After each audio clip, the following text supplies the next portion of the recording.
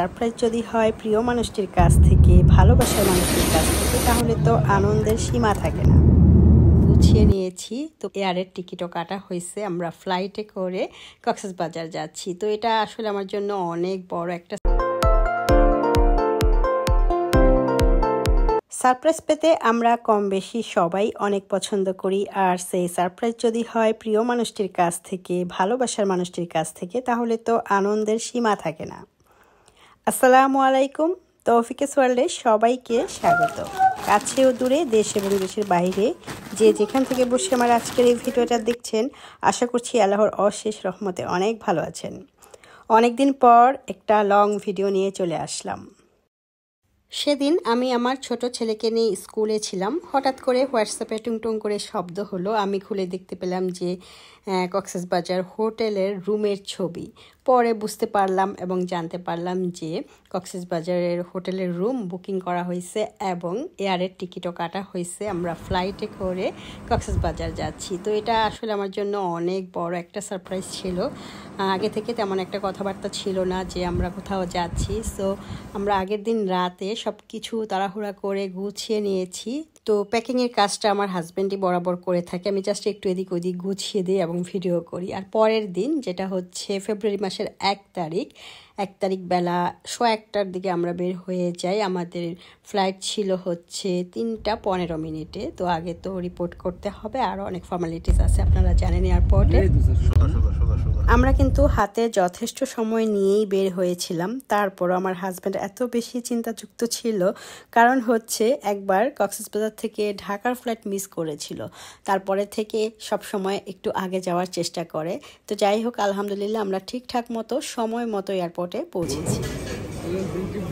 So আশা করছি নিশ্চয়ই আপনারা বুঝতে পারছেন আমার আজকের ভিডিওটা হচ্ছে ঢাকা টু কক্সবাজার বিমান ভ্রমণ। আমাদের ভ্রমণটা কেমন ছিল, বিমানে আমাদের কি খাবার দিয়েছিল, অনুভূতি কেমন, বাইরের পরিবেশটা কেমন, সব কিছু রয়েছে আমার আজকের ভিডিওতে। এবং কক্সবাজার গিয়ে আমরা কোন হোটেলে উঠেছি আর সেদিন কি করেছি সব কিছু কিন্তু আজকের এই ভিডিওতে দেখতে পাবেন।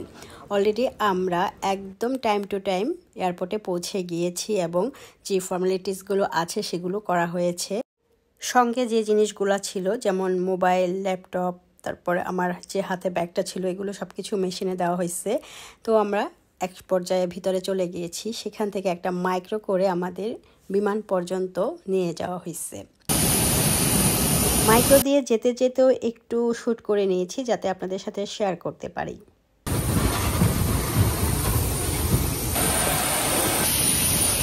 একদম ঠিকঠাক সময় মতো আমরা প্লেনে উঠে গিয়েছি এবং আমাদের যে সিট, আমাদের যে জায়গাটা, সেখানে আমরা বসে গিয়েছি। এই প্লেনটাতে এক সাইডে 3টা করে সিট দেওয়া আছে। সো আমরা এক সাইডে 3 মা ছেলে বসছি। আর আমাদের পাশেই যে সিট আছে 3টা, সেখানকার একটাতে আমার হাজব্যান্ড বসছে, এই তো দেখতে পাচ্ছেন।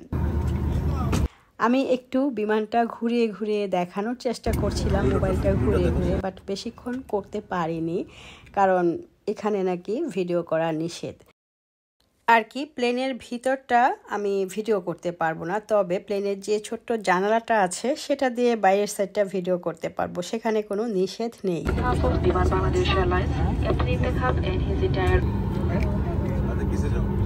প্লেনের ভিতরের সাইডটা যেহেতু ভিডিও করা নিষেধ, সো আমি খুব বেশিক্ষণ আর ভিডিও করতে পারিনি। এরই মধ্যে বিমানটা রানিংয়ে ছিল, দেন আর কি ফ্লাই করেছে। প্রথমে আস্তে আস্তে রানিংয়ে থাকে, তারপর স্পিডটা বাড়িয়ে দেয়, এক সময় উপরের দিকে উঠতে থাকে। খুবই অন্যরকম একটা অনুভূতি কাজ করে, আসলে কি বলবো, আর অনেক ভালো লাগে আর কি। তো সর্বোচ্চ উপরে যখন উঠেছে তখন আরও বেশি ভালো লেগেছে। আকাশটা এক এক সময় এক এক রকম রং ধারণ করছে, আমরা মেঘের উপর দিয়ে ভেসে চলছি, খুবই ভালো লাগছে। নিচে তাকালে দেখা যাচ্ছে মেঘগুলো ভেসে ভেসে বেড়াচ্ছে। আর এদিকে হচ্ছে বিমানে যে খাবারটা দেয়, বাংলাদেশ এয়ারলাইন্সে যে খাবারটা দেয় সেটা একটু দেখালাম। এখানে 1 পিস স্যান্ডউইচ থাকে, 2 পিস কেক থাকে, একটা চকলেট আর ছোট্ট একটা পানি। অনেক বেশি ক্ষুধার্ত ছিলাম, যেহেতু বাসা থেকে 1:15টার দিকে বের হয়েছি। দুপুরে খাবার টাবার কিন্তু কিছুই খাইনি। তো এটাই হচ্ছে আমাদের দুপুরের লাঞ্চ আর কি। পেটে অনেক বেশি ক্ষুধা, তাই খাবারটা অনেক বেশি ভালো লাগছিল, খাচ্ছিলাম আর মাঝে মাঝে একটু বাইরের দৃশ্যটাও আপনাদেরকে দেখাচ্ছি। এদিকে আমাদেরকে অর্ডার করে 2টা কফি দিয়েছে, কফিটাও খেয়ে নিচ্ছি। খাবারটা শেষ হতে না হতেই প্লেন কিন্তু কক্সবাজার এয়ারপোর্টে এসে পৌঁছে গিয়েছে আর এখন প্লেন ল্যান্ড করতে যাচ্ছে। অবস্থায় সিটে বসে থাকবেন, মাথার উপরে লকেট সাবধানে খুলবেন যাতে ভিতরকার মালামাল আপনার বা অন্য কারো উপর না পড়ে। আলহামদুলিল্লাহ মাত্র 40 মিনিটের মধ্যে আমরা কক্সবাজার পৌঁছে গিয়েছি। এখন যে যার মতো লাগেজ নিয়ে আমরা প্লেন থেকে অবতরণ করব। তো এই কাজটা একটু সিরিয়ালভাবে করতে হবে। যখন আমাদের সময় হয়েছে তো আমরা নেমে যাচ্ছি। আলহামদুলিল্লাহ ঢাকা টু কক্সবাজার বিমান ভ্রমণটা আমাদের অনেক বেশি আরামদায়ক ছিল এবং অনেক বেশি এনজয় করেছি। তো যাই হোক, আমরা সময় মতো এসে কক্সবাজার এয়ারপোর্টে নেমে গেলাম। ততক্ষণে সূর্যটা কিন্তু অনেকটাই লাল হয়ে গিয়েছে আর কি, অস্ত যাওয়ার সময় হয়ে যাচ্ছে, তবে আরও কিছুটা সময় আছে অস্ত যেতে। আমাদের ইচ্ছা ছিল যে আমরা কক্সবাজার এসে রুমে আমাদের লাগেজগুলো রেখে তারপরে একটু বিচে যাব, যেন ততক্ষণে সূর্য ডুবাটা দেখতে পারি। বাট এখানটায় আমাদের কিছুটা সময় দেরি হয়ে গিয়েছে লাগেজ কালেক্ট করতে। এক পর্যায়ে লাগেজ আমাদের হাতে এসে পৌঁছছে, তো আমরা বের হয়ে গিয়েছি। আমরা যে হোটেলের রুম বুক করেছি সেই হোটেলের মাইক্রো এসে এখানে আমাদের জন্য অপেক্ষা করতেছিল। তো আমরা মাইক্রোতে চড়ে বসেছি আর হোটেলের দিকে রওনা হচ্ছি। তখনও কিন্তু সূর্য ডুবে নাই, আস্তে আস্তে অন্ধকার হওয়ার পর্যায়ে যাচ্ছে আর কি। তো খুব বেশি সময় লাগেনি এয়ারপোর্ট থেকে আমাদের হোটেলে যেতে, জাস্ট 8 থেকে 10 মিনিটের মতো লেগেছে। এবার নিশ্চয়ই জানতে ইচ্ছা করছে কক্সবাজার এসে আমরা কোন হোটেলে উঠেছি। হ্যাঁ, আমরা দি কক্স টুডেতে উঠেছি। যেহেতু ঢাকা থেকেই রুম বুকিং করে আমরা এসেছি, সো এখানে তেমন একটা সময় নষ্ট হয়নি। জাস্ট লবিতে কিছুক্ষণ বসেছি আর সাথে সাথে ওয়েলকাম ড্রিঙ্কস এসেছে। এখানে যে ড্রিঙ্কসটা আমাদেরকে দিয়েছে সেটা হচ্ছে একদম ন্যাচারাল পেঁপের জুস। পেঁপের জুসটা অনেক বেশি এনজয় করেছি, খুবই মজা ছিল। লবিতে খুব বেশিক্ষণ বসিনি, পেঁপের জুস খেয়ে আমরা আমাদের রুমের দিকে যাচ্ছি। আমাদের রুমটা ছিল 5 তলায়, তো আমরা 5 তলায় উঠে গিয়েছি। আমাদের জিনিসপত্র ওনাদের লোকরাই পৌঁছে দিয়ে যাচ্ছে। যে রুমটা নেওয়া হয়েছে আমাদের জন্য সেটা হচ্ছে কানেক্টিং রুম। যেহেতু আমার 2 ছেলে মাশাল্লাহ বড় হয়ে গেছে, তো আমাদের এক রুমে হবে না। সো আমরা দরজা দিয়ে ঢোকার পর প্রথমে একটা স্পেস, তারপরে 2 পাশে 2টা রুম। তো এটা হচ্ছে একটা বেডরুম। তো এখানটায় আমরা প্রথমে ঢুকেছি আর বিশাল বড় কাচের জানালা, সেই সাথে বাইরের প্রাকৃতিক দৃশ্য। এত বড় জানালা থাকার কারণে দেখা যায় ঘরের মধ্যে ভরপুর আলো, লাইটের একদম দরকার হয় না। নিচেই হচ্ছে সুইমিং পুল। তো 2 পাশে 2টা রুম, একটা রুমে আমার ছেলেরা থাকবে আর একটা রুমে হচ্ছে আমরা থাকবো।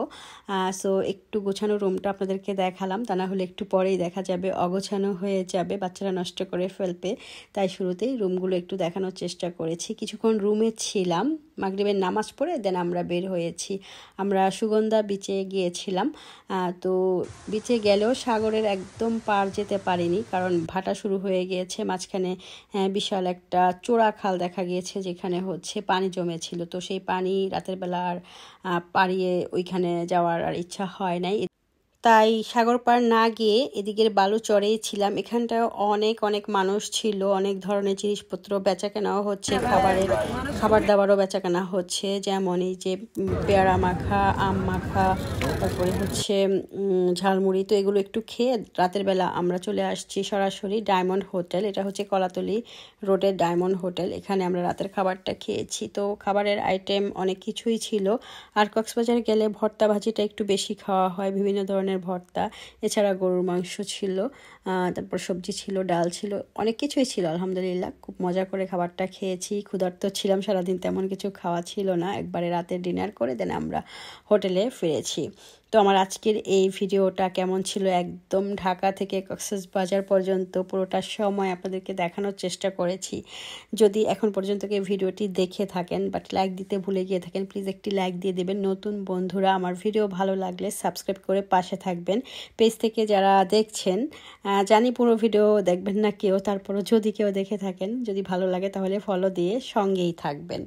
পরের দিনগুলোতে কক্সবাজার কী মজা করেছি সেটা দেখতে হলে অবশ্যই চ্যানেলটি সাবস্ক্রাইব করে রাখার অনুরোধ করছি। তো আজকে বিদায় নিয়ে নিচ্ছি। আল্লাহ হাফিজ, আসসালামু আলাইকুম।